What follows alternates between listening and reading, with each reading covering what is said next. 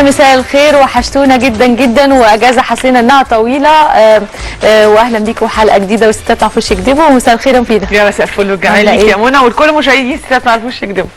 النهارده هنبدا بايه؟ المراه المصريه خبر للأسف إنها نمرة 2 على قائمة، يعني تصدرت قائمة السمنة، هي نمرة 2 في العالم بعد دراسة كبيرة اتعملت على أكتر من 200 دولة. قالوا إن نمرة 1 للأسف السعودية، ثم مصر، ثم ليبيا.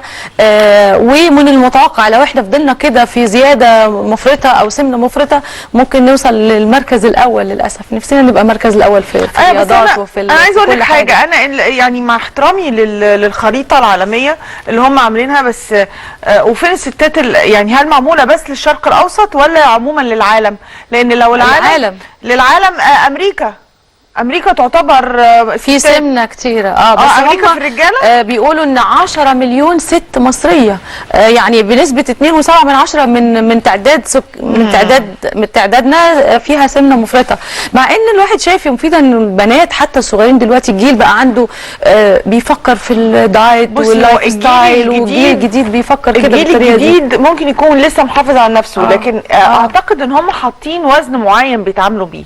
يعني احنا يعني هم معتبرين ان السمنه تبتدي من بعد 78.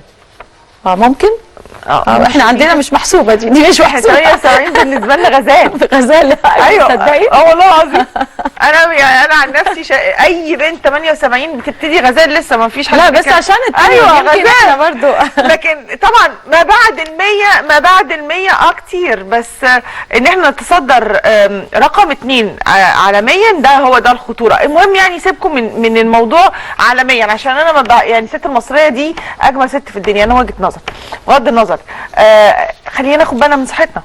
لو مش فكره رشاقه تبقى فكره اهتمام بالصحه. لو الاحصائيه بتقول ان احنا عندنا مشكله في موضوع السمنه احنا كستات، خلونا ناخد بالنا من نفسنا، وخلونا ناخد بالنا من صحتنا، ونبتدي نحطها مؤشر، وناخد بالنا من بناتنا.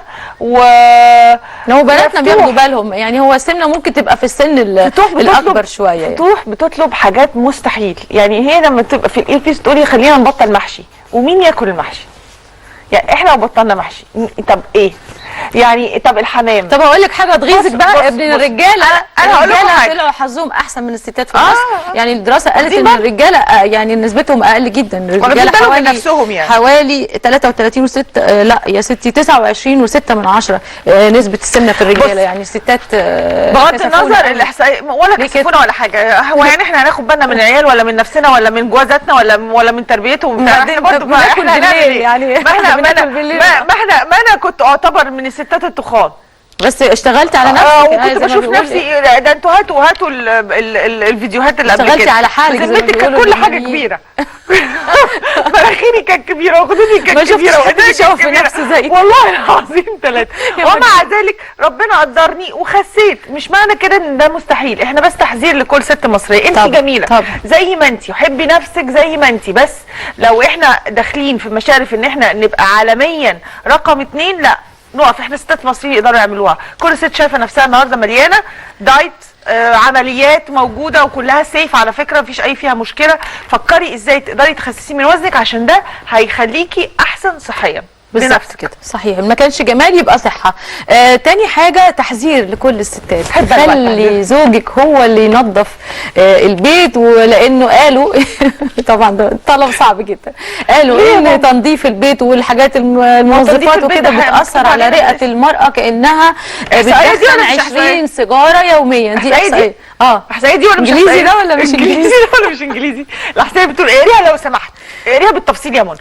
الدراسه الطبيه بتقول ان تنظيف البيت والتعامل مع التراب خطر على رئه المراه طبيا. ايوه انا بس احب انا وانت بتتكلمي كلام دي دراسه طبيه وعلميه مهما قلتي بتؤكد ان الستات يخلوا جوازاتهم ينظفوا بدلهم، لان التراب بتاع النظافه اللي بتخش في الصدر بيماثل 20 سيجاره.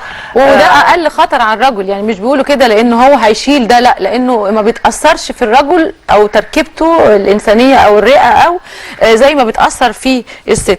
أيوة. ولقوا ان الستات اللي بتنظف مره واحده في الاسبوع او اكتر انخفض عندها قدره الرئه، قدره التنفس. دي مشكله لان بلدنا مليانه تراب كمان، دي مش اي حته في العالم. مش بس كده، ان على فكره زي ما منى بتقول احنا مش بنقول كده عشان الرجاله يروحوا ما يرجعوش، لا ابدا مش قصدنا خالص على فكره ابدا ابسولوتلي. احنا بس بنقول ان انتوا لما بتنظفوا صحتكم بتيجي على النظافه، احنا يا حرام غلابه صحتنا ما بتجيش على النظافه. على فكره دي احصائيه لا طبعا هيدخلنا على موضوعنا النهارده، اذا كان هم اصلا هيقول لك انتوا كمان عايزيننا ننظف البيت، لا ده احنا عندنا المراه المصريه بتشيل كل حاجه. المراه المصريه كانت زمان هانم قاعده، اللي بيجي من الشغل الساعه 3 كلنا قاعدين بنتغدى، خلص اليوم على كده. لكن دلوقتي مع تغير الزمن الست بقت تشيل كل حاجه. النهارده عندك يمكن في بعض الاوساط الشعبيه المراه المعيله حوالي 30% من الاسر بتعولها نساء. هل ده بمزاجها ولا هي مضطره؟ هل هي مع الوقت يا مفيده ابتدت تشيل حاجات اكبر من ما هي تتحمل وهي اللي حملت نفسها ده، ولا ده تغير في المجتمع؟ بصي انت ضربتي مثل بزمان، فاسمحي لي ان انا ارجع لزمان. زمان كان الست مش قاعده شاريه دماغها، الست كانت ليها مهام معينه جوزها حاططها فيها وهي راضيه بيه. هي مسؤوليتها مسؤوليه البيت والاكل وملهاش علاقه بالمصاريف. هو بيدفع الايجار، هو بيشوف المدارس، هو بيشوف متطلبات الاسره كلها عامله ازاي. وكان الحال مرضي، وكلنا عندنا امهاتنا ربنا يديهم الصحه وطولة العمر موجودين وشاهدين على العصر ده. لا انا مش هعمل اللي كان بيتعمل ده. بمعنى ايه اكتر؟ يعني اذا هي الست اتجوزت لقيت نفسها بمزاجها ولا لقيت نفسها مضطره؟ هي طبعا مضطرة. الست شالت المسؤوليه لانها مضطره. الست شالت المسؤوليه لان لو ما شالتش في الوقت او ما تدخلتش في الوقت المناسب وقع كل حاجه هي عملتها بما فيهم ولادها وبيتها مدارس، مذاكره، تدريبات، البيت، كل حاجه. حتى لو بتشتغل بالظبط اشتغلي وشيلي كل ده لحد ما ارجع بغض النظر كوبايه الشاي قدام التلفزيون. مسؤوليه الست ما بقتش اختياريه دلوقتي. ليه؟ لان ايه السبب؟ يعني انا لما تيجي تقولي النهارده ايه يا جماعه اللي خلاكوا تشيلوا المسؤوليه بلغه وارد عليكي بحوار الراجل هيقول لك ايه؟ ما انت اللي خرجتي للشغل وانت شايلتي نفسك الهم. شيلي المسؤوليه مش عشان انا خرجت عليك في الشغل. انا مسؤوليتي ان انا نزلت اشتغل اصلا عشان انت عشان تحققي ذاتك. لا ما هو انت خلاص خليت بمسؤوليتك. في فئه مضطره وفي فئه مرفهه، بس انا عايزه الاقي ذاتي في الشغل. لا انت بتتكلمي في حاجتين مع بعض. انا الست نزلت تشتغل مش عشان تحقق ذاتها، احنا مش بنتكلم في النقطه دي. الست اتحملت مسؤوليه انها تنزل تشتغل امتى؟ بغض النظر عن تحقق ذاتها لان هو لما قرر انه ايوه قلتي ايه؟ شال ايده. اذا الست لما نزلت تشتغل علشان الراجل شال ايده من الحياه، قرر ان هو يعني مش هقدر اقولها على الهوا لكن دماغه اشترى دماغه صح. لمتها يا فرح محمد يا فابيان لمتها خلاص. فالراجل قرر للحظه ان هو انا معيش، انا مش هصرف، اتصرفي، طب نعمل ايه؟ انا مش فاضلكم، انا بسعى على اكل عيشي طول النهار. طيب خلينا نشوف الرايين النهارده. احنا دايما اتعودنا كل سبت في كروس فاير بين فريقين، في حد موافق في الراي وفي حد يعني رايين بنحترمهم الاثنين. حد بيقول ان الست اتحملت المسؤوليه برغبتها وبارادتها، في حد بيقول لا هي مضطره، هي شايفه ان هو شايل ايده زي ما احنا بنقول وهي مضطره. طب ده فشور انها مضطره. عارفه ليه؟ لو الراجل جه قال للست لمراته والله انا معايا كذا وهنعيش على كذا وهنعمل كذا، هي تبقى مرضيه. لكن النهارده هي بتبقى شايفه ان هو بيروح يضيع فلوسه، او هو حتى ما بينزلش يشتغل، او لو اشتغل بيبقى فيه جزء هو مخصمه لنفسه، بيقعد على القهوه مع اصحابه وبيصرف. خلينا نسمع الفريقين. الفريق اللي بيقول انا بتحمل مسؤوليه مضطره مش بمزاجي ومش باختياري، معانا جانا علي وبسمه السباعي وداليا ابو سلامه. والفريق الثاني مفيده بيقول الست هي بمزاجها هي بتتحمل. استاذ محمد رشدي ومحمود صفوت وهويدا السيد من ضمن الفرق اللي بتقول لا هي اللي بمزاجها، يعني هي كانت ممكن عندها حق الاختيار. وده خلاني اسالهم، نفسي جدا اعرفهم ازاي نعملها لو هو شايف ان بمزاجي، طب لو انا مش بمزاجي اعمل ايه؟ طيب بعد كده طبعا تجميل الاسنان، لسه بنكمل في تجميل الاسنان والابتسامه الجميله والسنان الصحيه مع دكتور احمد شلبي، احمد حبشي دايما اقول احمد حبشي، اخصائي تجميل الاسنان بكلينيكا جويل مصر. وهنتكلل معاه عن كل حاجه تخص السنان وتجميل السنان. والمره دي احنا كنا كمان طلبنا منه ان احنا نتكلم طبيا عن الفينير، وامتى الفينير يبقى علاج طبي. كمان للموضوع، ده عايزين موضوع نساله يعني. ان شاء الله هيرد على كل اسئلتنا. بعد كده المطبخ المفيد عندنا ساره المرشدي وساره عامله لنا مش عارفه ايه موضوعنا بالاسامي ده. ساره عامله لنا سلطه الراهب عشان مستعجلين وطاجن فراخ بالبطاطس والكريمه. وريني كده سلطه الراهب اللي هي بتنجان من غير طحينه، دي روعه ورجيم روعه وغذاء روعه. عندي وقت ولا لا؟ مفيش وقت يا مفيده. واول امبارح عملت صينيه بطاطس بالفراخ، والله العظيم عايزين نشوف هنا على ارض الواقع. والله العظيم لو كلموا ست مفيده. ست مفيده هي اللي بتعملها. والله العظيم انا اللي عاملاها، وغسلت الفراخ بالدقيق والخل والملح والله. طيب عايزه حلقه تحكي لنا بقى في المطبخ. خلاص في المطبخ ارجوكي. في المطبخ. طبعا قبل ما نلتقي بضيوفنا ونتكلم عن تحمل المراه المسؤوليه باختيارها مضطره، بس نطلع قبل ما نطلع لفاصل. نسيت اقدم يعني خالص العزاء للجميله الفنانه صابرين في وفاه والدها امبارح، طبعا حاج ياسين، وبنقول لها ربنا يربط على قلبك. الاب يعني الم شديد جدا جدا، بنعزيها وبنعزي اسرتها طبعا. وفي انا اسفه ما كنتش اعرف، بس البقاء لله صابرين. وكمان الاستاذ علي ابو شادي انا برضو ما عرفتش غير منك دلوقتي. البقاء لله، بنعزي اسرهم جميعا، ربنا يربط على قلبهم يا رب ويجعل مثواهم الجنه رحمه الله عليهم. نطلع لفاصل نلتقي بضيوفنا وتحمل المراه المسؤوليه باختيارها ام مضطره بعد الفاصل.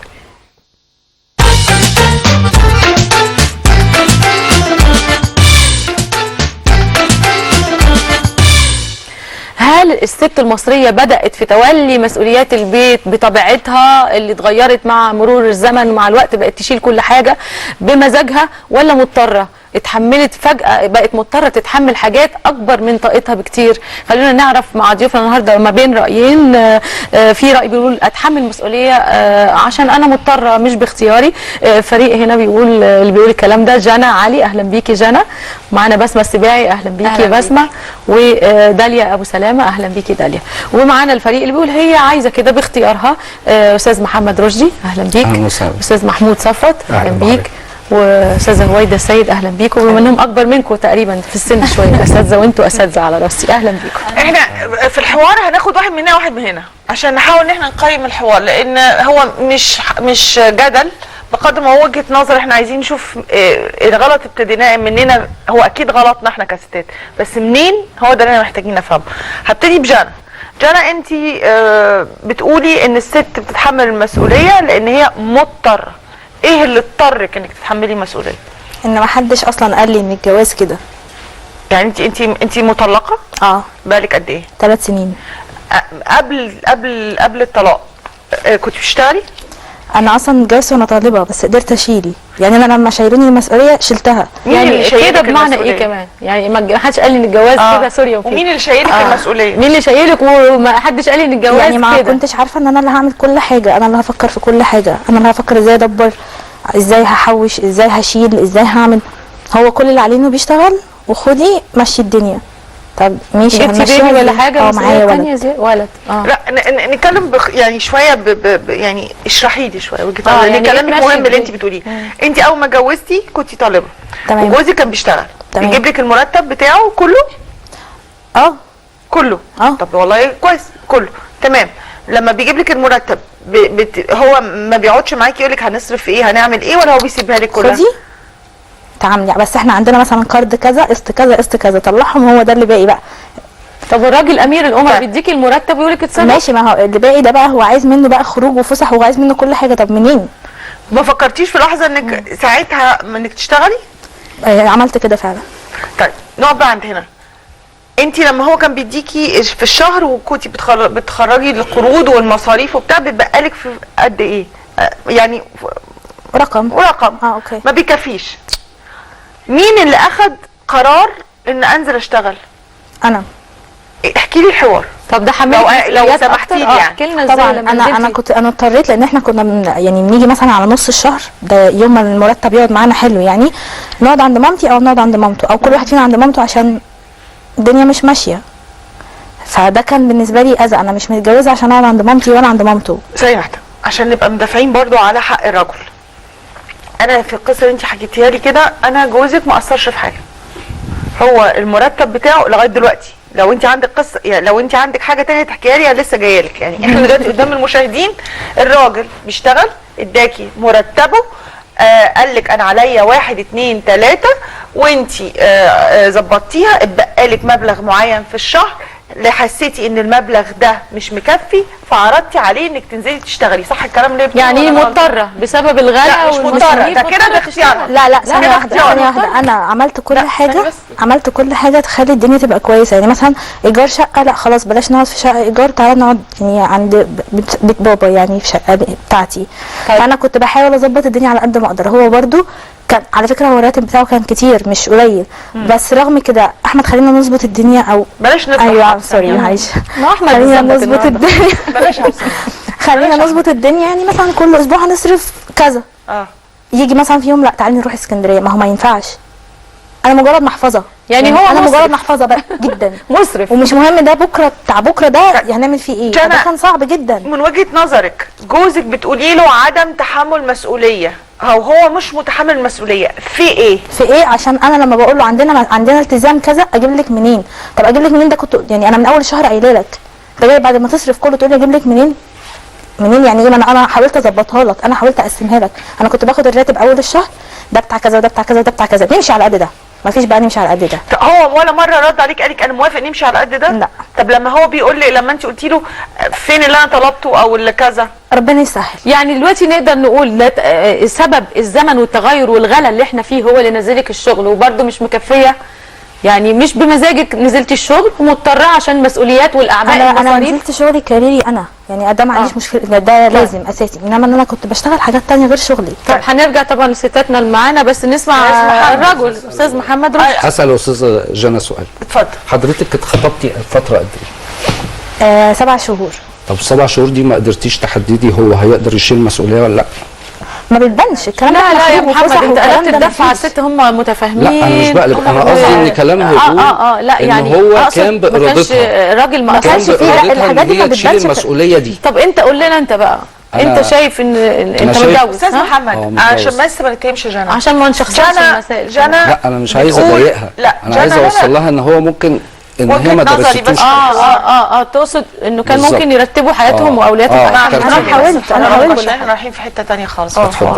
جنى ما قالتش اي حاجه غير ان هي جوزها مش ما عنده سوء تقدير في الامور، ما بيعرفش يظبط الامور. حضرتك بقى انت كرجل بتظبط الامور في بيتك ازاي؟ مراتك بتشتغل؟ لا ما بتشتغلش خالص، وشايله مسؤوليه البيت كامل وفرحانه وسعيده وزي الفل باختيارها. يعني هي قاعده شايله مسؤوليات البيت باختيارها. لا هو مش باختيارها، ولو حبت تشتغل مش هقول لها لا. لا انا السؤال مش باختيارها، هي قاعده السؤال مبسوطه بتاع الموضوع ان هي انتوا لما جيتوا اتفقتوا في الجواز في الاول قررتوا ان هي ما تشتغلش. بالظبط صح؟ وقلت انا بس هتبقى خدت رأيها. زي جنى كده. بس خدت رايها. تمام، انا مش بتكلمش على رايها، انا بتكلم ان انت لما جيت قررتوا قعدتوا مع بعض حقكم. تمام. قلت والله انا هشيل البيت من الالف لليه، صح؟ مظبوط. بتديها في البيت اللي يخليها البيت يبقى مش محتاج حاجه. صح ولا انا غلطانه؟ في مسؤوليات تانية بتديها مصروفها اللي هو مصروف البيت، أيوة. مصروفها الشخصي، ايوه، مصروف الاولاد اذا كان في اولاد، تمام، مصروف اي حاجه. وهي دايما لما اذا كان في ازاي هو في اولاد ولا مفيش؟ لا مفيش. مفيش. لا يكون ان شاء الله. لما حضرتك لما هي بتقع في مشكله بنقص في الفلوس انت بتديها لها في المصاريف كده، بتلجأ لحضرتك؟ بتلجأ. وبيبقى رد فعلك ايه؟ حاجه من الاثنين، لو اقدر اسند هسند، لو مش هقدر اقول لها اتصرفي باللي في ايدينا. طب انا عايزه اقول لك حاجه، في عبء مادي مش هجبرها على كده استاذ محمد، في عبء مادي حضرتك بتتحمله، في عبء بقى المذاكره، لا لسه مفيش اولاد بس المشاوير، قضاء حاجه البيت، الشراء، الحاجات دي انت بتساعدها فيها ولا هي متحمله الاعباء دي كلها؟ انت بس بتشتغل بتديها الفلوس؟ لا انا سايبها هي في الجزئيه دي، احنا بنتفاهم، انا هشتري حاجات مفيش مشكله، هي هتشتري معايا مفيش مشكله، عايزه تنزل هي هتشتري برده مفيش مشكله. بتتشاركوا في ده؟ مشاركه وبمزاجها وبارادتها ومزاجها. بس الفرق ما بين قصه جنى والاستاذ محمد ان الاستاذ محمد واضح يا جنى، وانت قلتي ما بيحصلش ده، ان هو متابع مراته، ده اللي ما كانش موجود عندك.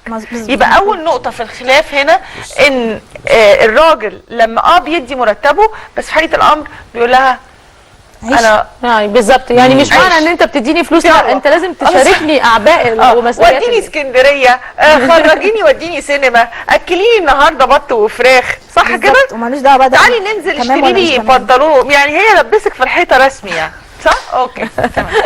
طيب هنطلع لفاصل سريع وهنرجع لكم تاني. طبعا كان نفسي اسمع راي استاذ محمود، بس بعد الفاصل ونواصل حوارنا ما بين رايين. الست متحمله مسؤوليات اكبر مما تستطيع يعني بمزاجها وباختيارها، ولا غصب عنها ومضطره؟ بعد الفاصل احنا بنحاول نفهم بس.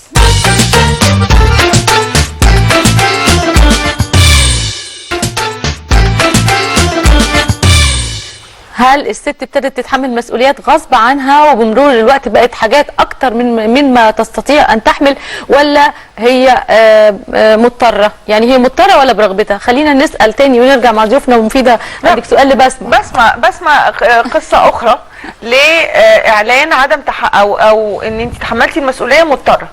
طبعا. ابتدي احكي يا حبيبتي، انت برضو شبه منفصله. تقريبا يعني. ايه سبب؟ مفيش برضو تحمل مسؤوليه طبعا. حددوا لي يعني ايه تحمل مسؤوليه، عشان دلوقتي كل الرجاله تقريبا بصي معنويا وماديا على الفيسبوك ان انا بشجع الستات. فانت عشان نسكتهم خالص عايزين نقول عدم تحمل مسؤوليه 1 2 3 4 معنويا وماديا. خلينا معنويا وماديا. ماديا الاول. انت ماسكه مصروف ولا ما بيسيبلكيش؟ لا لا لا لا لا لا لا مش ماسكه مصروف. لا هو يعني هو طول الوقت ما فيش. هو بيشتغل؟ بيشتغل ومرتبه كويس جدا. انت بتشتغلي؟ بشتغل. من اول ما اتجوزتي؟ لا من 5 سنين تقريبا. وفي اولاد؟ في 3 اولاد. طب انا بس عشان افهم بالراحه عليها، انت اتجوزتي وانت بتشتغلي؟ لا يعني هو اللي كان بيصرف على البيت لمده كام سنه؟ في الاثناء دي بس قبل في الاثناء دي كان في بيصرف على البيت ولا لا؟ في الحدود الصغيره. لمده كام سنه؟ 10 سنين تقريبا. يعني ايه في حدود صغيره؟ 10 سنين يعني الدنيا على القد قوي. مفيش حاجه اسمها كماليات، اساسيات دي وبالعافيه. تمام. بس بدات بعد كده طبعا اولاد بقى مسؤولياتهم طبعا بتزيد، وهو يبقى الوضع كما هو عليه. طب انت في ال10 سنين دي كنت بتحلي يعني اخد حاجه من عندي من كده بتحلي يعني بتحلي؟ لا بصي اي ست مصريه بتحاول تظبط الدنيا. اكيد. ازاي؟ بتحاولي تمشي الدنيا في القدر المستطاع على قد ما على زي ما اتربينا بمعنى اصح. يعني احنا اتربينا ان احنا نتحمل المسؤوليه واستحملي وظبطي امورك ومشي كل الدنيا. حاجه على قد وكل حاجه بالظبط مخنوقه وكل حاجه بالظبط. والست كويسه المتربيه ما بتتكلمش ما بتقولش بتغطي على بيت. عارفه انت الكلام العام بتاع زمان ده. ولا مره هو قرر ان هو يساعدك في الضيق، ولا هو انت شايفه ان هو جايب اخره عشان ما نظلموش برضه؟ لا يعني بالعكس مش جايب اخره. هو لا. يساعد اكتر ولا لا؟ في امكانياته يساعد اكتر طبعا. يعني كان بيعمل بفلوس ايه؟ بيحوشها. بتهرجي؟ يعني هو كان يضايق عليكوا او يعني يديكي اللي على القد وانت متاكده ان هو بيحوش؟ طبعا. طب امتى فكرتي تنزلي تشتغلي؟ من 5 سنين تقريبا بدات اعمل كاترينج الاول. من البيت يعني ما بتضايقوهوش وبتخلصي بالظبط ترتبي حاجتك وكل حاجه. وبعد كده بدات ادخل مجال الميديا، مقدمه برامج وخبيره طهي صحي. وبعد كده بقى مع الفرص بقى بدات اطور واوسع نفسي واخد كورسات. ابتدى يجيلك فلوس بالظبط وانت متجوزاه. احكي لي اول حوار. اصرفي بقى. احكي لي حصل ايه يعني كان ايه الطلب وهو قال لك اصرفي بقى؟ لا مش فاكره اكيد الطلب يعني، بس سي هو في اي طلب اصرفي انت معاكي. او من اول ما اشتغلتي؟ يعني او بعد كام شهر شويه من الشغل. يعني انت نزلتي اشتغلتي عشان انت حاسه ان الدنيا مقفوله على اولادك خلاص بقى. بالظبط انا عايزاهم بشكل معين، انا عايزه اطور الدنيا مستوى معين، مدارس معينه. مش عايزه اقف عند حد معين. لما نزلتي اشتغلتي فجيتي طلبتي منه اي طلبات الطبيعيه بدانا الطبيعيه. بدانا الاول ايه؟ طب النص بالنص. النص ما دام بتنزلي تشتغلي سهمي في البيت وده برغبتك برضه ووافقتي. كنت بعمل بقى تفادى للمشاكل يعني كنت بعمل ده بمزاجي. بس في الاخر بيتاخد حق مكتسب. كل حاجه بتتاخد حق مكتسب سواء معامله او ماديات او اي حاجه، حتى التقدير اي حاجه معنويه بتتاخد حق مكتسب. فيوم ما بتيجي بعد كده بتطلبي او بتعترضي على حاجه، طب ليه؟ ما انت ما كنتيش بتطلبي. في الاثناء دي سؤال برضه اخير قبل ما نقول استاذ محمود. بس انت جنب شغلك وجنب الولاد الموجودين في كمان تحمل مسؤوليه. طب هل هو كان بيساعد في حته النادي، المدرسه، الباص؟ لا ولا يعني ماديا ومعنويا زي ما قلتي في اول كلام. بالظبط. بالعكس ازاي؟ ولا اي حاجه. هو من شغله للبيت وبس. مفيش ولا مره حصل بينك حوار انك شيل معايا شويه؟ ما عنديش وقت. هنرجع لك تاني اكيد، بس نسمع محمود. استاذ محمود صفوت، انت متجوز؟ الحمد لله. مراتك بتشتغل ولا لا؟ لا ما بتشتغلش. طيب انت شايف ايه؟ انا عايزه بس تعليقك على مش بص، انا يعني اقتناعي في الموضوع ده ان طبعا الست مسؤوليتها في البيت كبيره مش هينه، يمكن اكتر من الراجل كمان. فنزولها البيت من البيت انها تشتغل، لا انا شايف ان هي عملت غلطه. الغلطه ديت ان هي قررت انها يعني انت لو بتقيم بسمه او لو انت اخوها الكبير وجيت قعدت في قعده مع جوزها بالظبط هتغلط بسمه في ايه؟ هغلط بسمه في ان هي ادته الفرصه ان هو يعني ان هي تقول له انا خلاص ما بقتش معتمده عليك. هي فكره الاعتماد دي مش فرصه، ساعات بتبقى مطب بتحط الست فيه الراجل، وبعدين تقول له طب انت عامل لي ايه؟ شكرا. بالظبط كده، اللي هي قبل ما تقول له شكرا يعني حاسه ان هو وقع نفسه بتقوله مش واقعي. ليه؟ لان مش هي اللي اديته الفرصه. لا يعني هي قررت ان هي دلوقتي عايزه تطلع بالمستوى المعيشي بتاعها، ومش يعني بتبقى مش قابله المستوى المعيشي اللي هي عايشه فيه. اي ست عامه. طب خلينا نعمم الكلام شويه. لا بالعكس، عايزاه يبقى طب هي دي بتشتغل ليه؟ ايه السبب؟ بيوت ناس يعني. حضرتك هي ما قالتش كده، يعني هي بتقول ان هي قاعده 10 سنين شايفه ان الراجل اللي قدامها بيحوش فلوس ومستخسرها في البيت. فانا لو ما هو بيحوشها ليه؟ ومش بيحوشها لنفسه، هو للبيت، للاسره، للمستقبل. ما هو في الاول وفي الاخر معلش يعني اي راجل هيحوش لنفسه. لا بنفترض ان هو بيحوشها لاولاده. بنفترض ده صح؟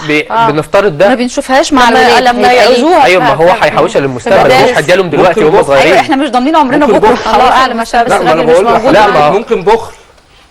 بالظبط. ودي تضايق فعلا. ما هو عيوب الراجل يا بخيل يا مثلا بشكل عام يا جماعه، او بشكل عام. من عيوب الراجل اللي الست ما تستحملهاش ان هو كذاب بخيل. دي حقيقه. حاجات تانية. طب يعني انت شايف من وجهه نظرك ان بسمه ممكن كانت تقعد في البيت؟ يعني انت شايف ان اليومين دول او بنات اليومين دول انت شايفهم ان هم اللي بيجيبوا لنفسهم وجع القلب؟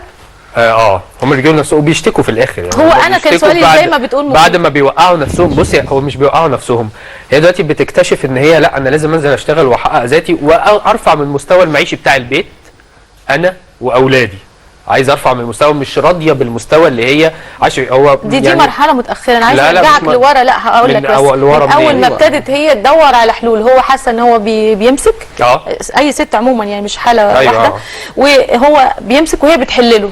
انا هجيب من اللي بابا شايلهولي، هجيب من عند ماما، هتصرف. ما بتخلوهوش يحل. ما يعني هو بالظبط. هو مش متحمل المسؤوليه وهي بتساعده على ان يحل ايده. وهي بتساعده. اللي انا كنت بتكلم فيه هي اللي بتجبره. هو يعني عشان نبقى صراحه برضو، احنا الراجل عاده بيحب يبقى عايش في بيت حاسس ان الشخص اللي قدامه ده يعني ضعيفه ومحتاج له. هو اول ما هو هتحس ده كده تبقى احنا دخلنا في عقد. لا مش عقد. لو انا عايشه مع هذا حسيته ان انت لا اعمل اللي انت كده خلاص. انا لما اعيش مع راجل يبقى عايز يحس ان هو القوي وانا الشخص الضعيف، يبقى انسان مريض. لا مش انسان مريض. رسمي دي طبيعه. بغض النظر يعني دي ثقافه عربيه تتغير. لكن الفكره في ايه؟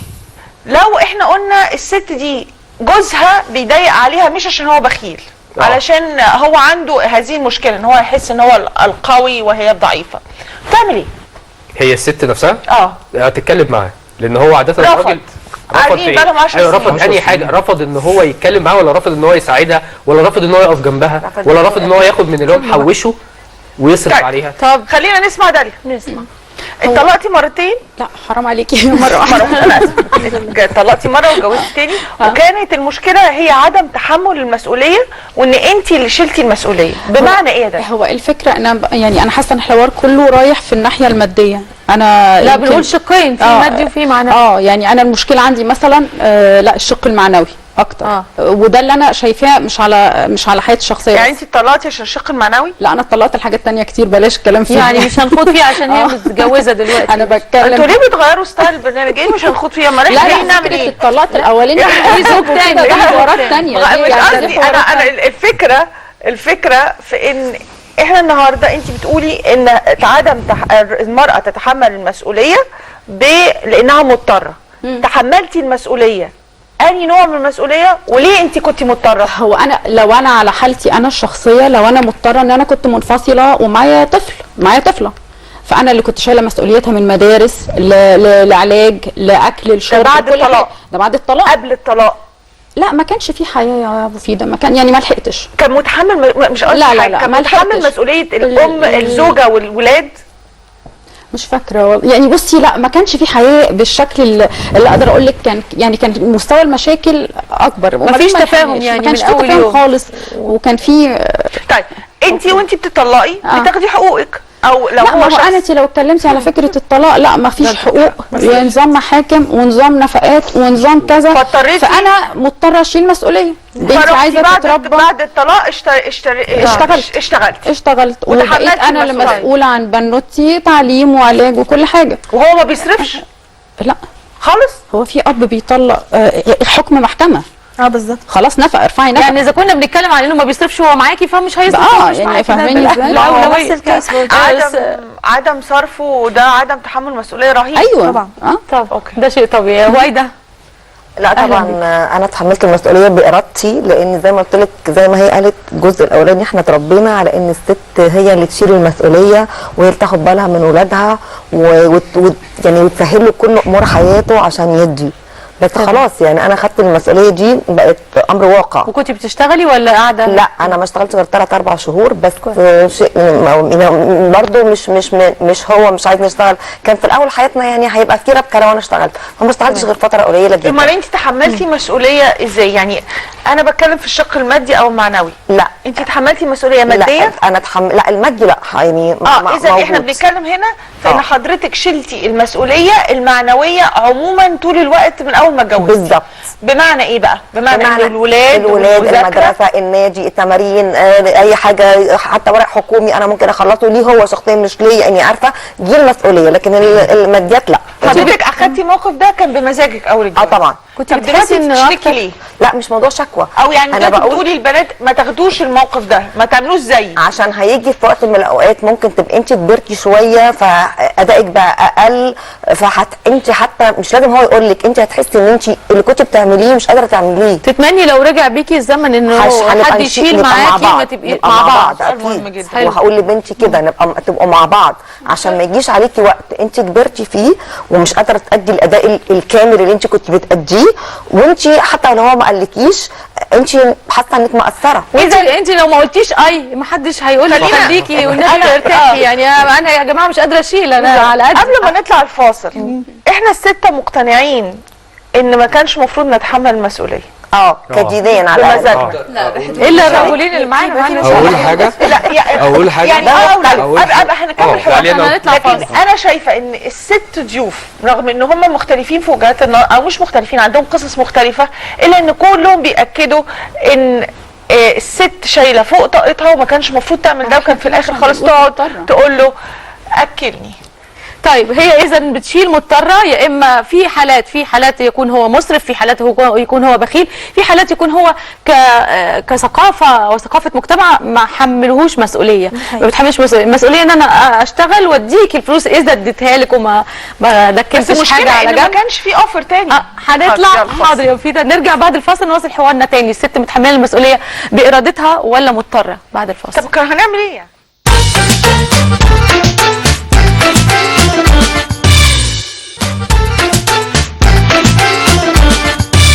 مسؤولية الست بمزاجها ولا مضطرة؟ لسه بنكمل في ده. وفي آراء على الفيسبوك وآراء بعض الموجودين بيقول الراجل الست ما دام هي عايزة تستقل وعايزة تشتغل تساهم في كل كبيرة وصغيرة وتشيل بقى، ما دام هي عايزة تخرج عايزة تشتغل خليها في البيت، هي تشيل كل المسؤوليات المعنوية وانا بس بديها المصروف. ده رأي بعض الرجال.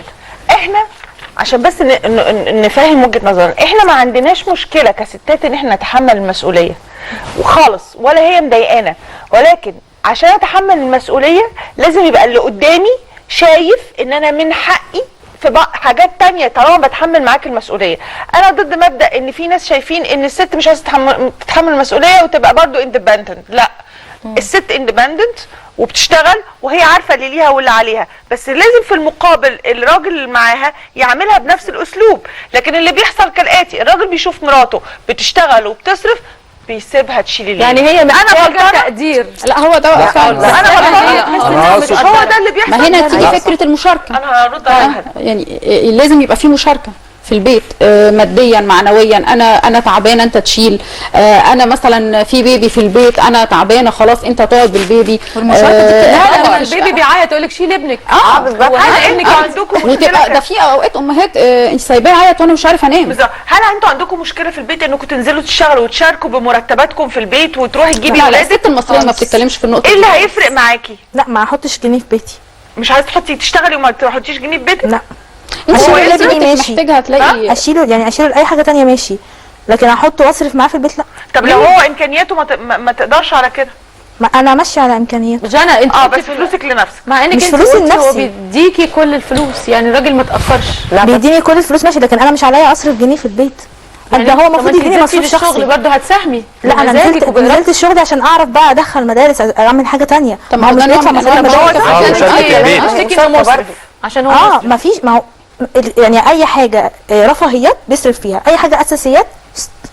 اي انا فاهمه، لكن انت النهارده لو هو جه من الاول قبل ما تطلقوا وانتوا وانت جيتي اشتغلتي، كان ايه اللي هيمنع ان انا هشتغل وانت هتشتغل، هنكمل بعض، انت هتعمل كذا، بس انا كمان هو هيجي يقول لك ايه، بس انا هساعدك في الولد، انا هغسل لك المواعين حتى للشغلانه. هل لو عمل كده برضو كنت هتقولي لا يا حبيبي اصرف انت وانا فلوسي دي هقدر نفسي؟ ما اعتقدش. ما هي الحاجات الكبيره ساعات بس انا اختلف معاكي. لا هي مفيش مشكله ان احنا نصرف. اصل انا بشتغل وقت ما هو بيكون شغال، انا مش واخده من وقته. وبترجعي كل حاجه تمام يا حبيبتي، بس الظروف بتاعه الحياه دلوقتي هيبقى منتهى القسوه مننا كستات نقول ايه، انا انزل اشتغل وفي نفس الوقت ما اصرفش في البيت. لا، اللي احنا بنطالب بيه كستات انا انزل اشتغل واتحمل المسؤوليه ومضطره، بس لازم تسيب. ما انت لو حطيتي جنيه طول حياتك خلاص، انت ما انت طول عمرك بتحطي، هيبتدي هو ينام. لا بسمة ايه رايك في الكلام اللي بتقوله؟ لا بالعكس، لا انا معترضه شويه في الموضوع ده. لا هشتغل، ممكن اساهم في البيت عادي، بساهم بمقدار مثلا معين، مش لازم بكل الفلوس.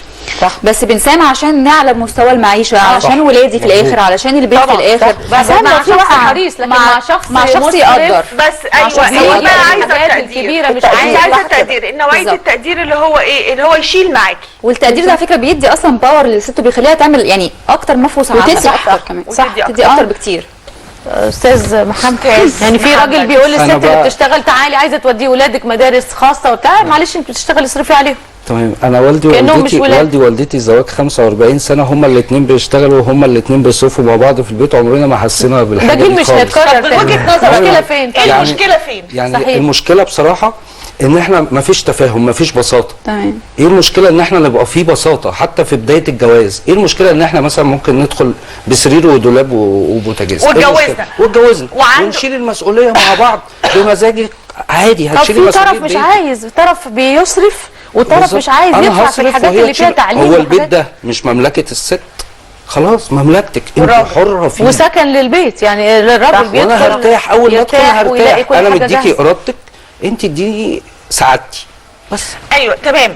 برضو استاذ محمد، مشكله بسمه وجنى وداليا الثلاثه، انا شايف في مشكله جنى ان هي بتشتغل مش هتصرف في البيت، يعني مش هتعزميه مره على الغداء. لا واسنده كمان لو وقع، الموضوع ما يروحش اسنده لو وقع كمان. الستات دول عندهم مشكله في ان هم حاسين ان هم فجاه مره واحده اضطروا انهم يتحملوا المسؤوليه، لان الراجل جه قال لها انا مش لاعب. ما هو ده ما اسموش راجل.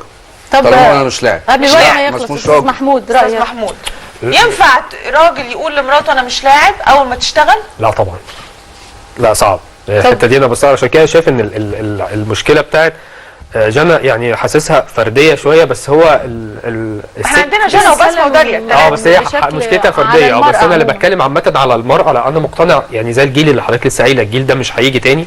هو الجيل ده مشكلته كانت مش في الجيل بس، كانت في ظروف المجتمع. زمان كان امهاتنا بيرجعوا البيت الساعه 2 3، دلوقتي اي ست هتنزل تشتغل مش قبل الساعه 6 تكون في البيت، او 6 في البيت. طب مدارس مين هيجيب الولاد لما يرجعوا من المدارس؟ بتصحى من الفجر عشان وتصحى من الساعه 5 عشان تنزل مدارس، وبعد كده ترجع الساعه 6. ده لود على الست. هي كده انتهت. وبالنسبه للراجل وبالنسبه للبيت هي اللي انتهى. تعمل كل ده لوحدها. ما هو لو هي عملت كده البيت انتهى. يعني البيت اساسا نفسه انتهى. يعني الزوج في دلوقتي ازواج بيرجعوا قبل مراتاتهم من الشغل، وعيال بيرجعوا ما بيلاقوش امهم. ايوه مش هو المدام بيرجع قبلها ما يروح يجيبهم. برضه حضرتك بتتكلم في زاويه، انا دلوقتي كلمه ان الرجل ما يبقاش مشارك او لاعب اساسي في ان هو يصحى الصبح ينزل الولاد او يجيبهم هو راجع من اساسي الشغل، لازم يعمله. هل ده في حاجه تشين الراجل؟ لا خالص. طب هل ده تلام عليه الست لما تاخده من وسط اعبائها او من ضمن اعبائها ان هي جنب شغلها وكمان بتعمل ده جنب البيت جنب كده، في تيجي في الاخر تتلام؟ هي مش تتلام، هي اللي عملت في نفسها. لا هي اللي عملت في نفسها. ايه الغلطه؟ الغلطه ان هي مش يعني الغلطه اللي هي غلطت وعملتها في عملتها مره بالظبط، قالت خلاص ما تنزلش. طب يا سيدي احنا غلطانين وحقكم علينا، ادونا الحلول ايه؟ بديل. ادينا حل. انا ست غلطانه ان انا قررت ان انا انزل واساهم معاك، انا حقك على راسي، اديني بقى حاجه ثانيه اعملها. ايوه زي ايه يعني حاجه ثانيه؟ انا قول لي اول حاجه انا اعمل ايه واخلي الامور زي ما هي كده، البيت كويس وفلوسي تمام. لو احنا بنتكلم على شخص سوي، لا ماشي، لو بنتكلم على شخص سوي لازم تديله فرصه ان هو يشيل المسؤوليه، ما عندوش فاقد الشيء لو ده، مش فاقد الشيء ده احنا بنتكلم على حاجه يعني حاجات برضو حالات فرديه، مش كل الناس مش كل الرجاله بقى كتير غير متحملين المسؤوليه. لا في رجاله مش متحملين المسؤوليه. يعني سؤال عارف ليه؟ لان احنا ما عندناش اجابه للسؤال ده، لان حضرتك دلوقتي ما عندكش رد. انت بتقول ان احنا تحملنا المسؤوليه باختيارنا، صح. فانا جيت قلت لحضرتك خلاص يا فندم احنا غلطانين حلوها لنا. بالظبط. مفيش اجابه. لا في اجابه. مفيش اجابه. تتناقش معاه وتقول له انا الحاجات دي مش هقدر اعملها من النهارده، وتشوف مش هو المفروض يعمل هتتعمل. ايه. ده اللي حصل في الحاله دي. احنا هينفصل. مفيش راجل هيعمل وذمتك كده. هتتعمل؟ تتعمل. لا عارفه ايه الرد؟ عارفه ايه الرد؟ بتعملي ايه اكتر من الستات بتعمله؟ زيك زي بقيه الستات. هو بيته وعياله لازم مجبر ان هو يعمل كده، مجبر زي ما مجبر ان هو يشتغل على فكره. مش اي راجل غير الست. طيب ممكن ناخد تليفون من مشاهدينا ونشوف رايهم ايه. منى مساء الخير. استاذه منى. ازي حضرتك؟ اهلا بيك يا فندم. وطي التلفزيون عشان الصوت بيتاخر شويه. ماشي يا مدام مفيدة، انا مع حضرتك اهو. انا منى اهو. وطي التلفزيون. انا منى معاكي. انا حضرتك المشكله اللي حضرتك بتتكلمي فيها دي انا حضرتك فيها. انا بشتغل موظفه ومعايا لد وقلومه، انا شغلي انا بعيالي، كان عيالي جاهم وكانوا بصي كنا في مرمطنا، جوزي شغال وبيديني حاجه بسيطه وما بيشتغلش في شغل ويقول لي ما فيش شغل وعايش لمزاجه والسجاير والحاجاته، وانا عايزه اقول له اديني 20 جنيه يديني 25 جنيه واللي بقبضه من شغلي اسد ايجار وميه ونور واكل واجي اكلمه. طب منى لو انت قررتي يا منى انك تقولي له بقول لك ايه انا مش نازله من البيت هتجوع البيت قلت ايه بقى ايه اللي حصل؟ قال لك حضرتك قلت قال لي لا شغلك لا ما تسيبيش شغلك، اوعي تسيبي شغلك. بيحط وفي نفس الوقت بيتصيد لك الاخطاء، يعني كانك انت بيعاقبك انك نزلتي وسبتي البيت وبتساعدي، يعني مش عارفه. وبتباتي بره مش عارفه يعني الحل ايه. وبتباتي بره ليه؟ قلت له بحكم شغلي. بصي حضرتك يا مدام منى، قلت له بحكم شغلي ببات بره لان انا ممرضه حضرتك. وانت اللي شايله كل حاجه. كله طب علاج ولبس واكل وشرب وكله. ربنا يعينك يا منى وربنا يقدرك على اولادك. بشكرك. شكرا مدام منى. معانا احمد. هناخد احمد. انا عارفه هناخد استاذ احمد بس استاذ محمود اهو. دي منى حاله برضه حاله عشان هتقول لنا كلمتين للراجل. عندي هي سابت له تاني وسابت فعلا. معاكي استاذ احمد. والله هيكبر ماشي. منى واحمد. اتفضل استاذ احمد. ايوه يا فندم. ازي حضرتك؟ اهلا بيك يا فندم. استاذ احمد حضرتك شايف ان الست بتتحمل مسؤوليه مضطره ولا بمزاجها؟ لا طبعا هو بالتفاهم، اذا كانت هتتحمل مسؤوليه ده بالمشاركه ما بينها وبين الراجل اللي في البيت. بالتفاهم لانها المشاركه واجب بينها وبين الزمن اتغير، تقصد ان هي ما بقاش طبعا. انا بس عايز اعلق على حاجتين صغيرين لو في دقيقه واحده بعد اذن حضرتك. اتفضل. طبعا هم 2 رجاله والستات اكتر، ده مش عدل في البرنامج. 2 رجاله ب4 ستات. انا جايب 6 ستات على 2 رجاله فهم مش ملاحقين ان هم يردوا، يعني دي نقطه. الذكر مثل حظ الانثيين في الراي. النقطه الثانيه يعني انا شايف طبعا الموضوع كله رايح في النقطه الماديه. النقطه الماديه دي نقطه حساسه جدا، هي لو ما كانش فيها تفاهم من البدايه ما بين الاثنين هتفضل مكسوره العمر كله. يا اما هتحصل بمشاكل زي انفصال زي بعض الحالات الموجوده عند حضرتك في الاستوديو، يا اما هتبقى نقطه سهله جدا في البيت. يعني زي ما الاستاذ احمد الحل بتاعها ايه؟ ايه التفاهم من وجهه نظرك؟ لا سريعا الحل بتاعها ايه؟ حلول زي ما الاستاذ حضرتك قال لك والده ووالدته بقالهم 45 سنه عايشين مع بعض ما حسوش بحاجه زي كده. الستوري ده جيل قديم. لا انا بقول لحضرتك الجيل الحالي في نفس الكيس. برضو التفاهم من البدايه على الموضوع المادي ده موجود. هو بس استاذ احمد انا معترضه مع حضرتك، لان لو كان هو ده ان النسبه الكبيره ما كناش عملنا الحلقه دي. بشكر حضرتك استاذ احمد. صحيح، الموضوع مش مادي بس، تحمل المسؤوليه من الصغر. المجتمع كثقافه بيظلم البنت، بيقول لها قومي اعملي لاخوكي كذا، فبتفضل وجوزك لما تروحي يبقى انت عبده. والمثل اللي بيقول لو اطبخي يا جاريه كلفي زي، انا مش مع انها جاريه خالص. انا عايزه اقول لكم على يعني حاجه، بس انت كمان اتحمل معاها. رساله لكل راجل ما بيتحملش المسؤوليه، خليك كده على راحتك تماما لغايه ما هتلاقي في يوم من الايام الست اللي احنا كنا بنقوله وقفت على حيلها، معاها فلوسها، قدرت ان هي تغطي مصاريف عيالها، وساعتها مش محتاجه لك، مش هتحتاج، مش محتاجه لك حاجه. بشكركم. كان نفسي اسمع منكم نصيحه، بما انكم انتوا الاثنين رجاله معانا. مفيش احلى نصيحه من اللي قالها الرسول صلى الله عليه وسلم: خيركم خيركم لاهلي. ساعدوهم، يعني النساء شقائق الرجال، ما هياش عبده عندك ولا كده، انتوا بتتعاونوا واسمك شريك حياه. وبنشكركم ونطلع لفاصل ونلتقي مع دكتور احمد حبشي وتجميل الاسنان بعد الفاصل.